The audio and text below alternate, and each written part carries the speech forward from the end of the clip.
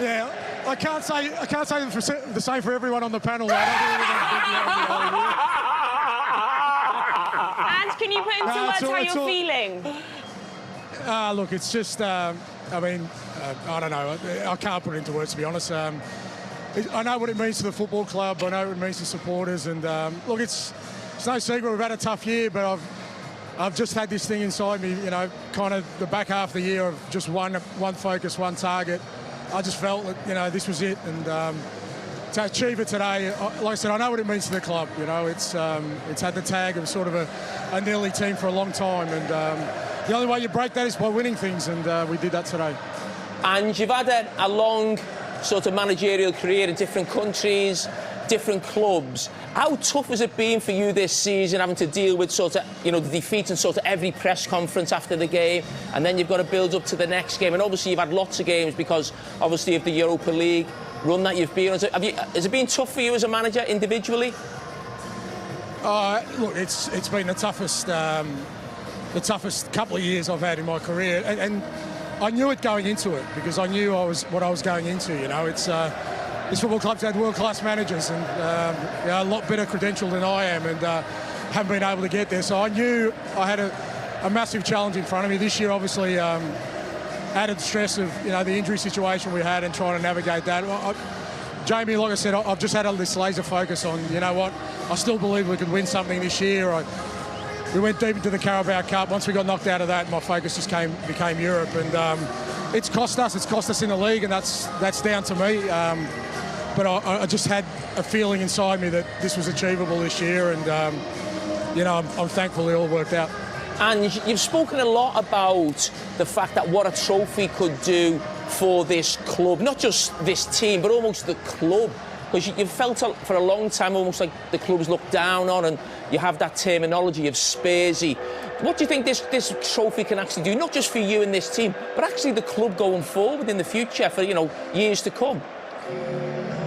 Well, I'm really hoping that it does. It changes the way the club sees itself more than anything else. I mean, externally, you know, you can't really, you know, sort of adjust whatever people think about you, but how you feel about yourself is really important. And as a football club, you know, we've just been close so many times, and I could feel the nervousness every time, you know, in Europe. Every time we got close to something, there was always this, what if it's another year where we miss out? So we've done it now, so that's the monkey off the back. So now the club can sort of stand tall, and hopefully it does. You know, it looks at itself a bit differently and tries to challenge for more trophies. You've won one now, so there's nothing stopping you winning again. Hi, Ange. Roy Keane here. I just want to say, Ange, well done. Absolutely fantastic.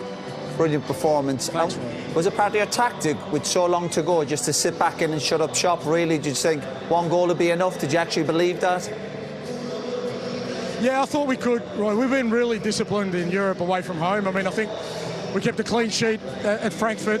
We kept a clean sheet at Bodo away from home, and very similar performances. And this group's, you know, got that resilience in them now. Look, it makes a difference when I've got Van der Ven, Romero, Udogi, Vicario, you know, and then, you know, Bissouma and obviously Pyro right back with Bissouma and Bentancur.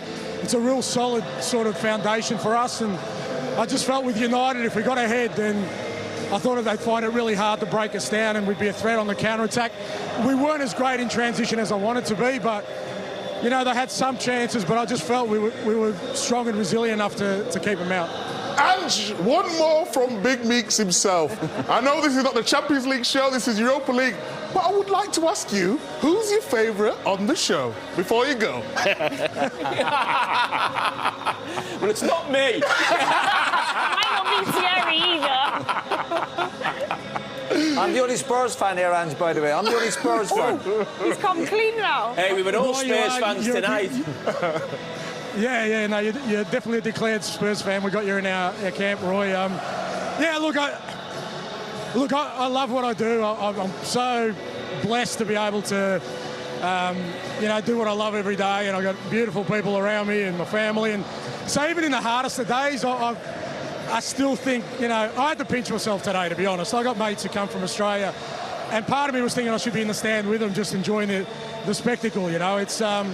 It's difficult for me to comprehend, but, you know, we're here now, we've won it, and you know, it's something in my old age I can reflect on. Well, and sorry to interject, but I asked about me, not you. Sorry, mate. Sorry. Sorry, Mika. You've been in my camp all along. I love you, mate. I think Joe Hart's probably influenced you. Congratulations. Well done. Go and celebrate. Thank you, guys. I will. Thank you. Well, there you have it. Celtic connections, you know what I mean, with Joe Hart, the reference, just in case you... Well, I feel like there's a couple of things we need to address because Roy all of a sudden comes out at the end of the show. I'm a Spurs fan. Well, he said it before, he has said it before. You have said it his before. favourite, you know, there's a Spurs fan here. You know what he's like? He's like Don King. Whoever, you know, he just Don't keep going. What are you going to say if you speak to Amorim? Listen, tough going. That's brutal. Life of a manager. No, the top level sport is brutal.